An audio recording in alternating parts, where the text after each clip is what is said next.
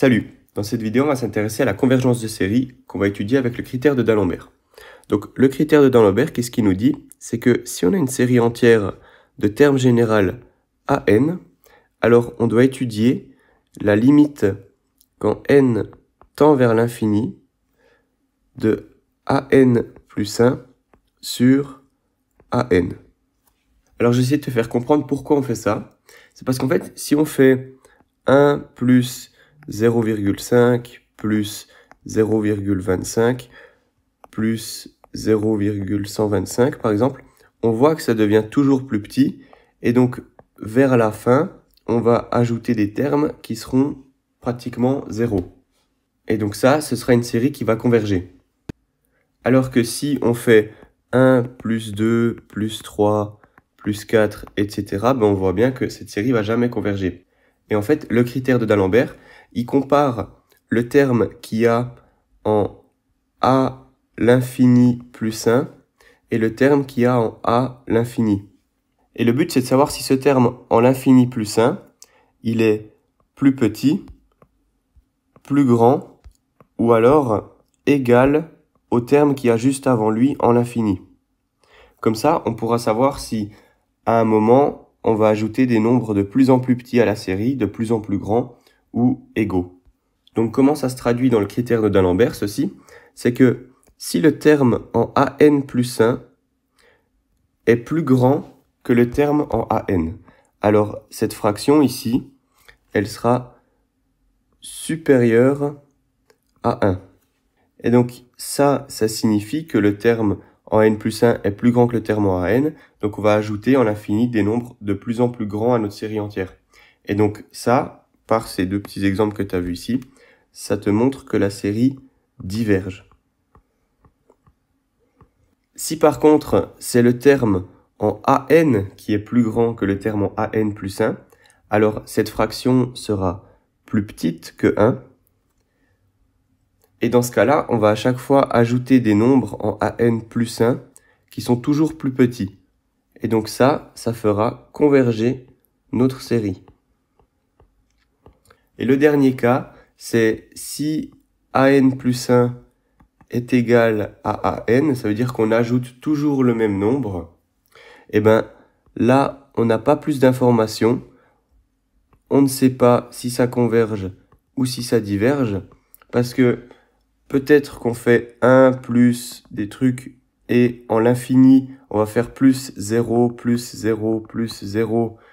Et donc ça va rien changer. Donc notre série aura peut-être convergé ici. Et là, ben, le rapport entre le terme en AN et en AN plus 1, c'est les mêmes, donc ce sera 1. Ou peut-être que notre série, elle fera 1 plus quelque chose, plus 4, plus 4, plus 4. Et faire à chaque fois plus 4, ça fait diverger notre série. Mais le terme en AN plus 1 divisé par le terme en AN, ce sera 4 sur 4, donc ça donne 1. Donc tu vois que si cette comparaison ici donne 1, ça ne nous donne pas plus d'informations sur la convergence ou la divergence de notre série. Voilà, c'est pas du tout une preuve mathématique, c'est juste pour essayer d'avoir cette intuition et de savoir pourquoi, si c'est supérieur à 1, ça converge, inférieur à 1, ça diverge, et en 1, on ne sait pas trop ce qui se passe. On va maintenant voir comment appliquer ce critère avec 3 exemples. On commence avec cette série entière et D'Alembert est très utile quand on utilise des factoriels.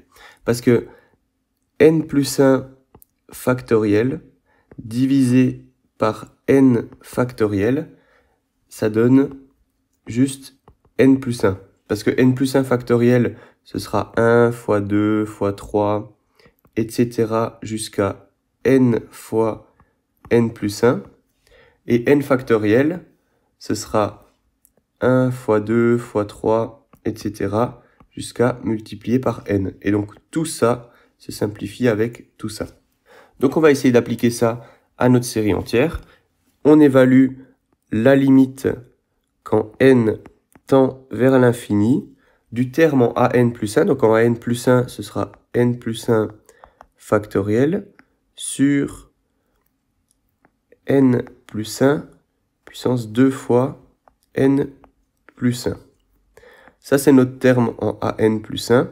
Et on doit diviser ça par le terme en AN. Donc on doit diviser ça par ceci. Si je divise par ceci, on multiplie par l'inverse. Donc fois n puissance 2n sur n factoriel. On peut identifier le n plus 1 factoriel sur n factoriel. Donc on peut simplifier ça.